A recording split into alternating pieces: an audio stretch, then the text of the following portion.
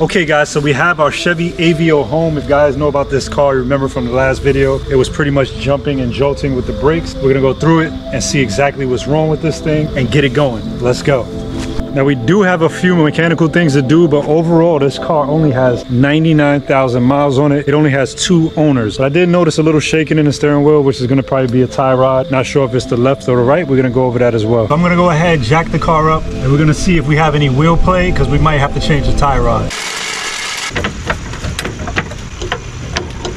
So the object here is to basically grab the wheel, shake it, see if we have any play. Feels pretty sturdy.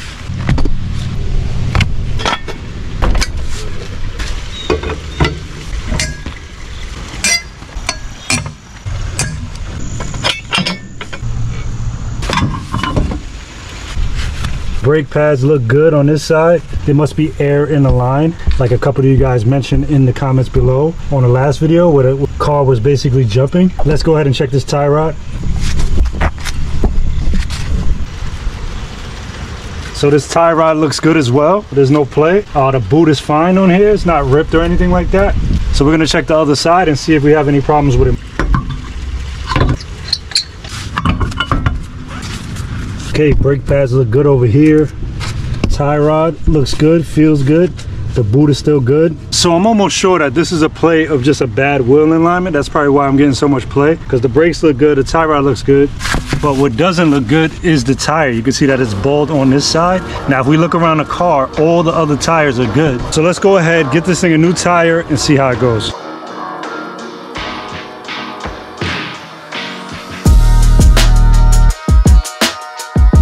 Alright, so we just got our new tire.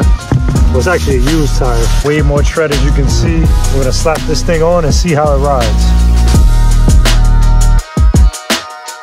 Here on the test drive, the car feels way better. No more shaking in the wheels. I guess I learned something today, guys. Sometimes a bad tire would just make the car feel like crap.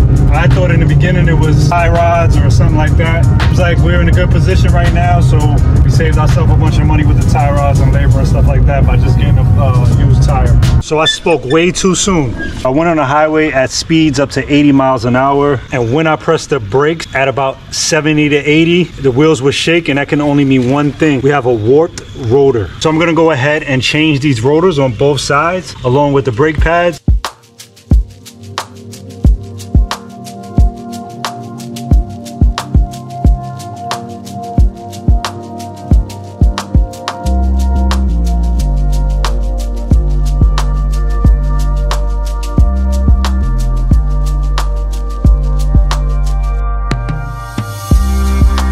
So here's the deal with this car. It's pretty much cranking every time I try to start it, and it's not starting right up.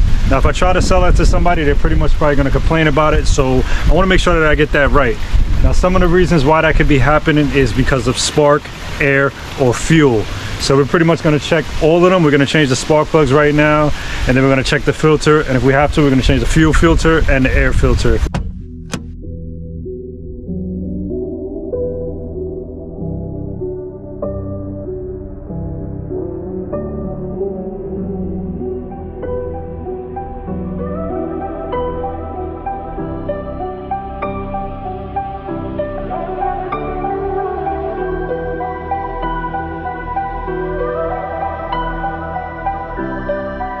So get this, guys, when I took off this part, you can see that some of the coil is pretty much stuck inside. There's also a spring right there. I'm gonna have to see if I can take that out with some needle nose pliers. I'll take my needle nose and just pretty much try to pull this out softly. Oh, look at that, that's bad, look at that.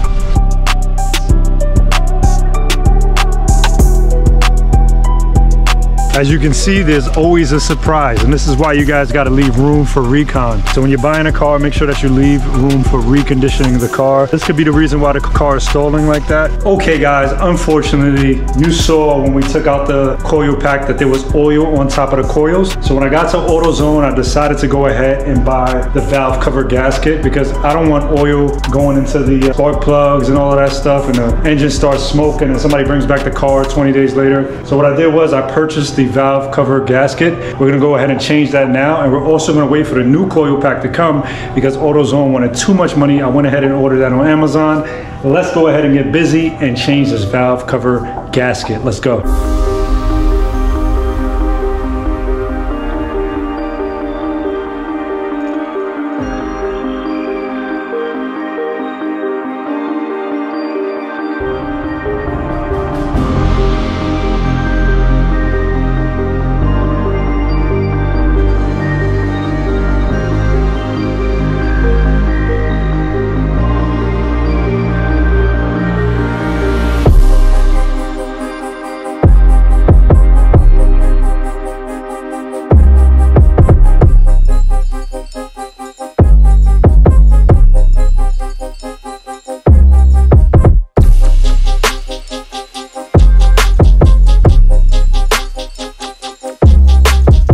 Okay guys, we got that done. Wasn't a bad job at all. I put the old coil pack in there until the new one comes in tomorrow. And I'm gonna go ahead and put that coil pack in there. And that's it guys, we should be all set. I put this old coil pack just so I could move this car out of my garage. And I'll put that new coil pack in there tomorrow. Let's go. So we have a nice dent right here on the side of the car. I don't know if you guys can see that.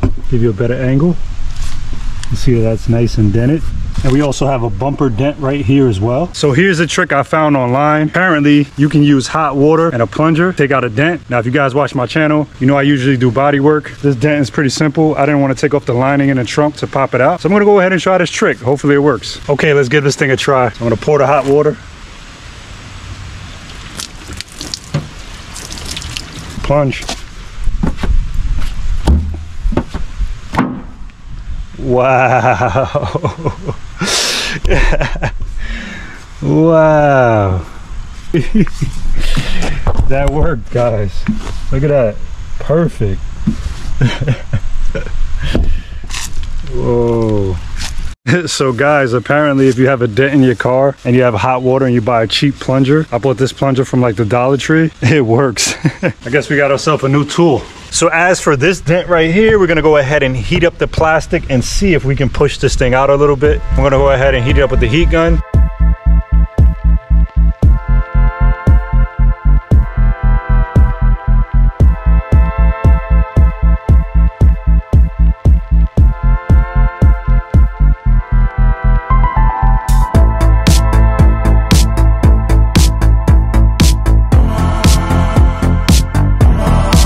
Okay, so we pulled out those dents in the bumper and the quarter panel without having to worry about any paint. So we're gonna go ahead and detail this car and then we're gonna get into the numbers. Let's go. Okay guys, let's go over the numbers for this 2011 Chevy Aveo LT. So I purchased the car all in with shipping for $2,365. I went ahead, bought spark plugs for $17, a coil pack for $60, a valve cover gasket for $17, a used tire for $40, brake pads with the rotors for only $65. I also got the car inspected for $50. I went and got a wheel alignment for $100, bringing us to a total of $2,714 all in. We went ahead and listed this car for $4,000 on Facebook Marketplace. We went ahead and sold the car for $3,850, leaving us with a profit of $1,136, guys. Not a big profit on this one, but this was an easy flip. I enjoyed doing the brake rotors, detailing the car, doing the valve cover gasket. Very therapeutic for me, guys. I have other businesses and this is something that I do for fun, for real, guys. Very therapeutic, keeps me away from looking at the TV and stuff like that. I really enjoy flipping cars, guys. And if you enjoy flipping cars, like, comment, and subscribe, guys. Leave a comment below. Let me know what you think. It really helps the channel. And for a lot of you guys out there, remember, guys, leave room for recon to recondition your car. Make sure you take care of these cars for your customers so that they can come back and recommend you to other people. Make sure that you're really putting that effort in. And again, guys, don't forget to like, comment, and subscribe. Again, Jay here from Flipping Cars for Fun.